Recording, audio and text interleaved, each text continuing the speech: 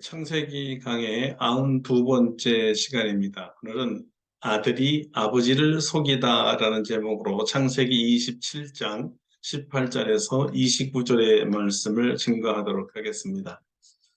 오늘 이야기는 어머니와 작당한 아들이 아버지를 속여서 기필코 그들이 원하는 복을 받아내는 장면입니다. 처음에는 주저주저했던 야곱이 드디어 그 이름대로 속이는 자의 근성을 적극적으로 나타냅니다. 야곱이 이삭에게 가서는 내 아버지요라고 부릅니다. 아버지는 기대했던 아들 에서의 목소리가 아니었기에 내가 여기 있노라 하더라. 내가 누구냐?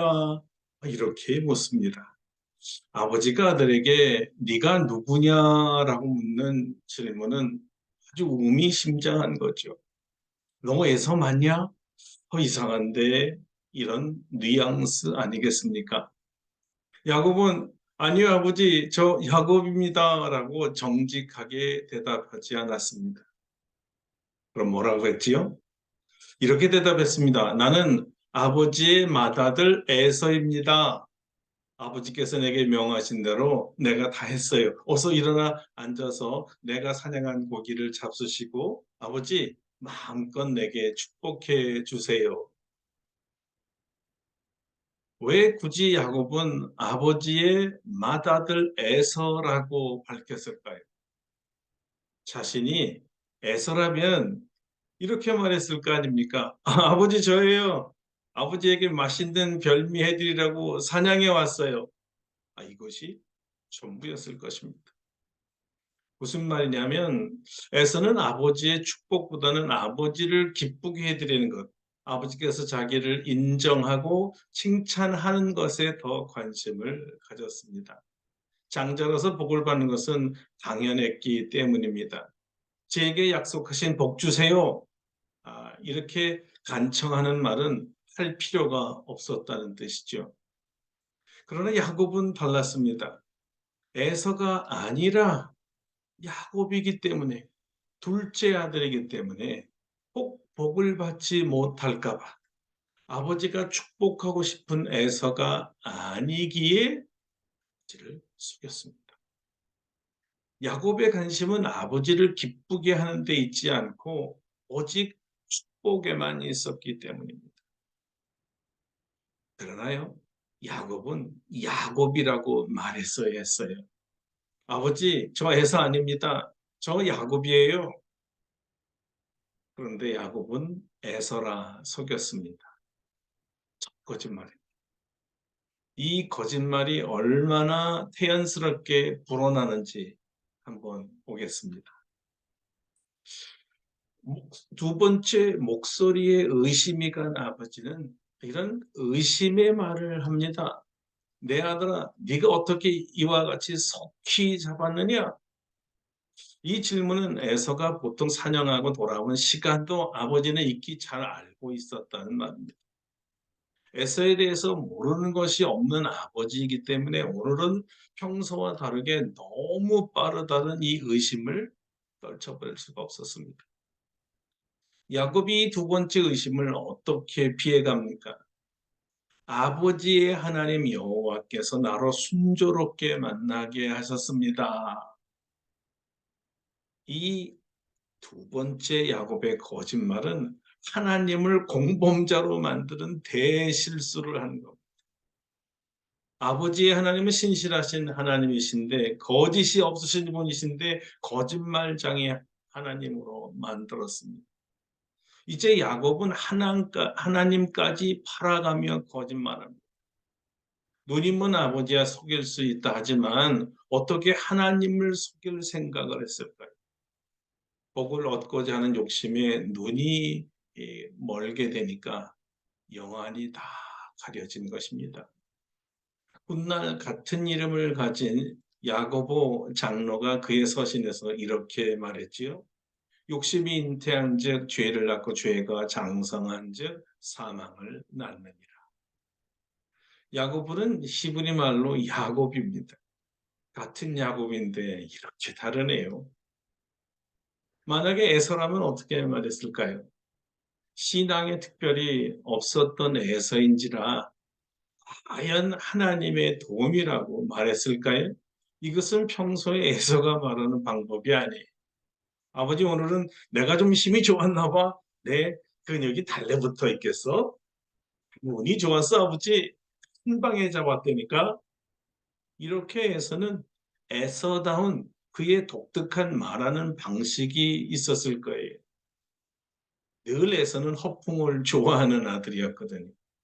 논리적으로 똑똑한 대답보다는 힘 자랑만 하는 좀 어수룩한 대답을 했을 것입니다. 이 아들들의 이 말투를 모를 리가 없는 아버지였잖아요. 그 아버지 이삭이 또 마음에 앙금이 남습니다.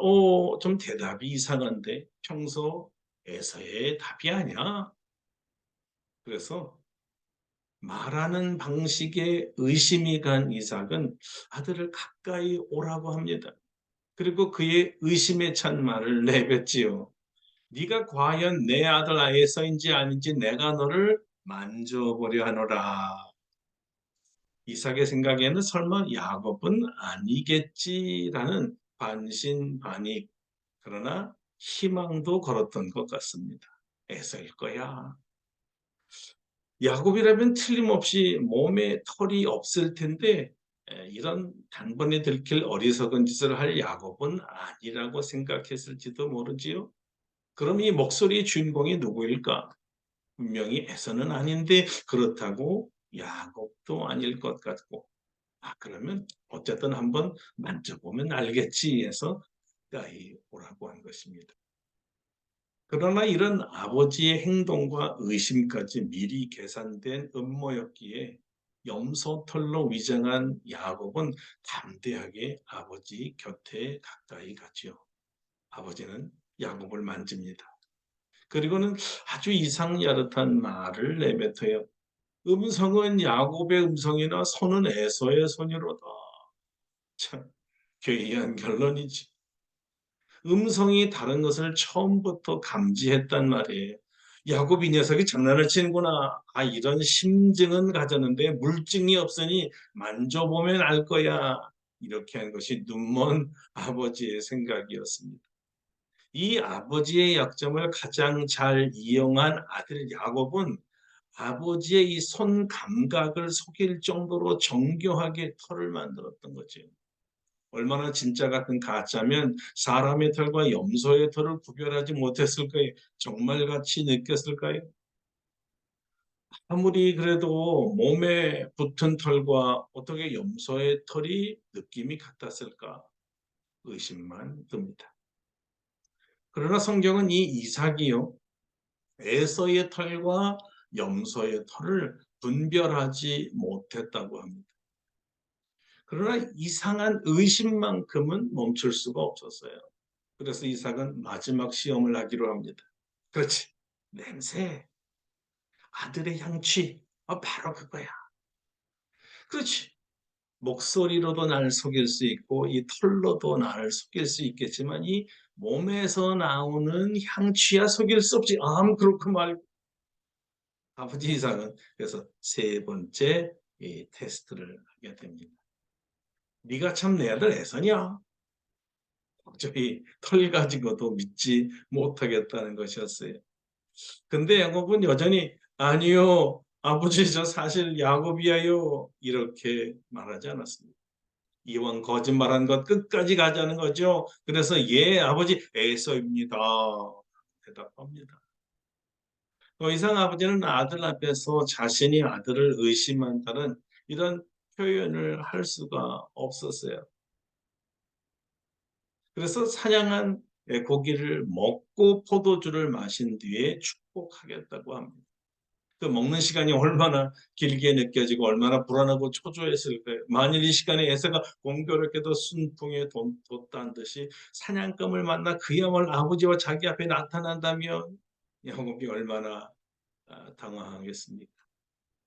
속이 타들어갔을 것입니다. 아버지 이제 그만 물어보시고 빨리 잡수시고 형님 오시기를 빨리빨리 축복이나 해주세요. 아마 빨리빨리의 원조가 우리가 아니고 야곱이었을 것 같습니다. 지금 그렇게 한가하게 이것저것 다 물어보실 시간 없어요. 형 에서가 온다고요. 형님 오시기 전에 빨리 일 치르고 전 도망가야 합니다. 안 그러면 전 죽어요. 이런 긴장과 초조와 불안해하는 야곱에게 아버지의 마지막 명령이 떨어집니다. 내 아들아, 가까이 와서 내게 입 맞추라. 야곱이 아버지 가까이 하여 입을 맞추니 아버지가 만족이야. 에서의 향취를 맡았기 때문이죠. 옷에서 나오는 향취를 맡고서는 자기가 이 늙어서 판단력이 흐려진 것이라고 의심했던 것을 이제 결론을 내버렸어요. 내가 늙어서 그런 거야. 이미 이것도 계산된 작전이었다는 것을 이삭은 알 수가 없었습니다. 어머니와 야곱은 여기까지 이미 다 꿰뚫어 알고 있었던 거죠. 아버지에 대해서 너무 잘 알고 있었던 것입니다. 아는 사람이 범죄하기 쉽다는 거예요. 옆에 사람이 무서운 것입니다. 이 속임수가 완벽했거든요. 아버지의 청각과 감각과 후각을 속일 정도로 완벽했습니다. 이제 아버지는 더 이상 의심할 수가 없었어요. 완전 범죄였거든요. 아버지와 어머니와 아들이 아버지를 속이는 공모 작전을 쳤던 것입니다. 자, 그런데 우리 여기서 한 가지 한번 생각해 볼 것이 있습니다. 의심을 떨치지 못한 아버지라면 당장 축복해야 할 이유가 어디 있었을까요? 분명히 목소리가 야곱의 목소리인 것을 알았고 야곱의 성격이 속여서라도 복을 받아야 되겠다는 성격도 이미 알고 있었던 아버지였는데 왜 그렇게 급하게 복을 주려 했을까요? 옷의 향취 때문이었을까요? 아니면 입맞춤 때 아들의 골격이나 얼굴의 수염이 느껴졌을 텐데 어떻게 그럴 수 있겠었겠죠? 거친 에서의 숨결과 아주 고운 야곱의 숨결이 같았을까요? 여러분 여기 답이 있습니다. 여기에 하나님의 개입이 있었던 거예요. 하나님의 개입. 큰 자가 작은 자를 섬기리라. 아버지의 눈을 어둡게 하고 영안을 어둡게 한 하나님의 개입이 있었습니다. 이렇게 모르게 할 수 없습니다. 하나님께서 내버려 두신 거예요. 또한 야곱의 범죄도 그냥 하나만 보셨습니다. 역시 이것도 계획이 있었죠. 야곱은 이렇게 아버지를 속인 범죄가 얼마나 큰 실수이며 이 실수로 얼마나 자기 인생이 고달파야 했는지를 그때는 전혀 몰랐습니다. 그저 아버지의 축복을 받으면 다 되는 줄로만 알았습니다. 야곱이 놓친 것이 있습니다. 그게 뭘까요? 그것은 복은 하나님이 주셔야 한다는 것을 몰랐어요. 아버지는 그저 하나님의 도구라는 것을 그때까지는 몰랐어요. 아버지를 속이면 하나님께서도 복을 주시는 줄 알았어요.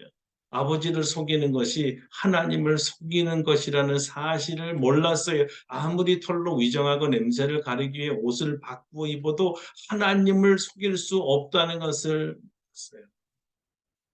욕심이 눈을 가리운 것이죠. 욕심이 분별력을 잃어버리게 한 것이죠.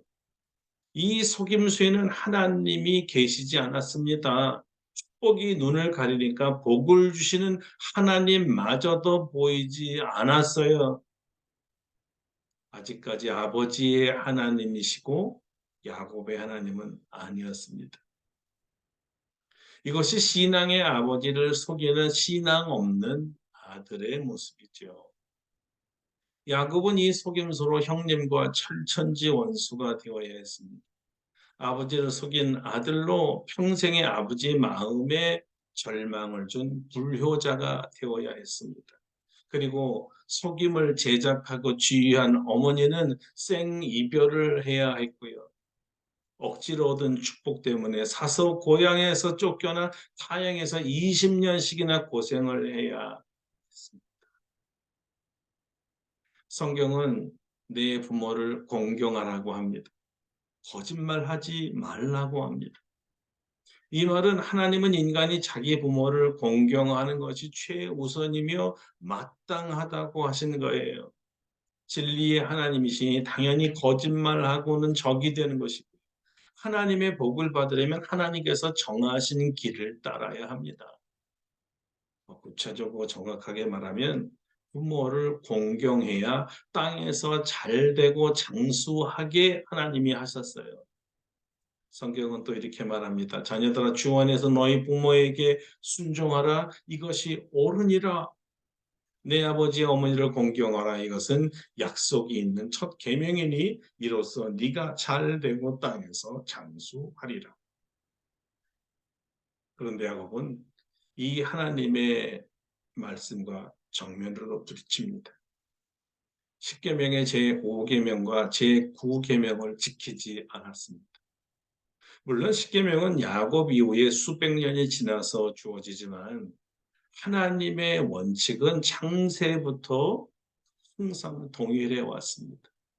하나님이 어제나 오늘이나 영원토록 동일하기 때문이지요.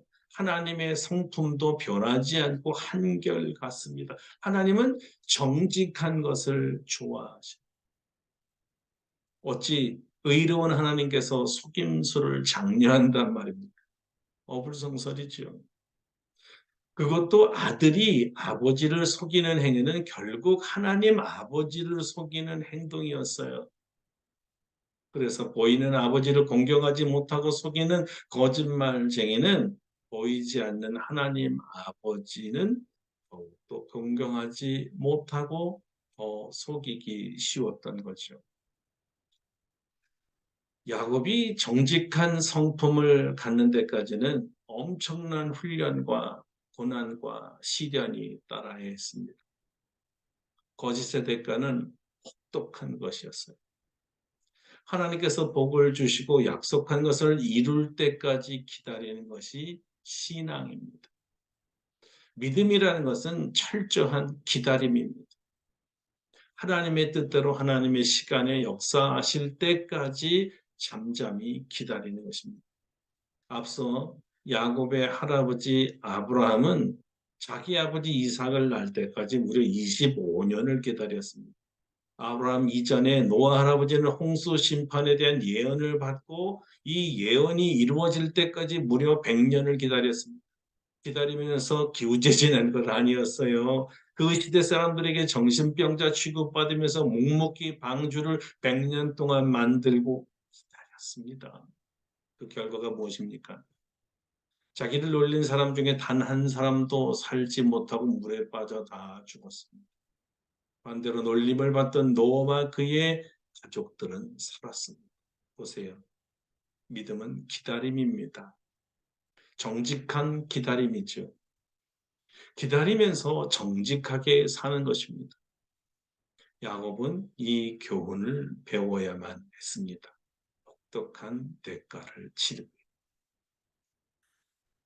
이 야곱 이야기는 단지 야곱의 이야기만 아닙니다. 바로 우리 이야기입니다. 누구를 속여서라도 심지어 가족을 속여서라도 복을 받아야 되겠다는 심리가 오늘날 여전히 우리 사회에 우리 가정들에게 존재합니다. 가장 민망한 것이 아들이 아버지를 속이는 거예요. 하나님께서 좋아하시지 않는 이 속임수가 가족에게 발생하면 야곱처럼 그 비참함이 큽니다. 가장 신뢰하고 사랑하고 도우며 살아가야 할 가족 관계가 깨어진다. 불행이죠. 우리 기독교 가정에서는 이런 속임수로 가족 간의 좋은 신뢰가 깨지게 해서는 안 됩니다.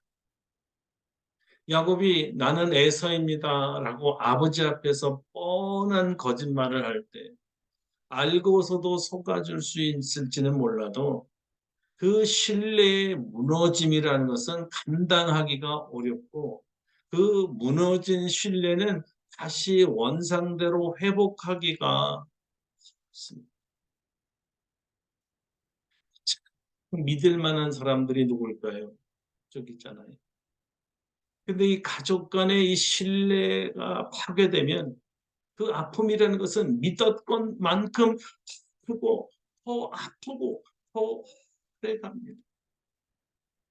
조건에 믿음을 지켜야 해요.